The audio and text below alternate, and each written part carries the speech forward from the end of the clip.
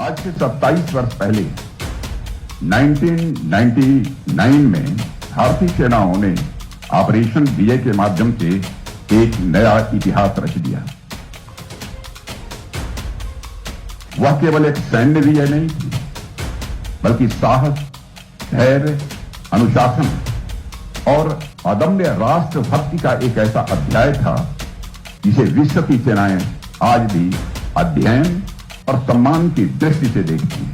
लगभग 20,000 फीट की ऊंचाई, जहां सांस लेना भी कठिन हो जाता था, जहां ऑक्सीजन कम होती है, जहां तापमान -40 डिग्री तक पहुंच जाता है, ऐसे दुर्गम और प्रतिकूल वातावरण में हमारे वीर सैनिकों ने असंभव को संभव करके दिखाया है। तो यह विजय हमें बिना मूल्य चुकाए नहीं मिली।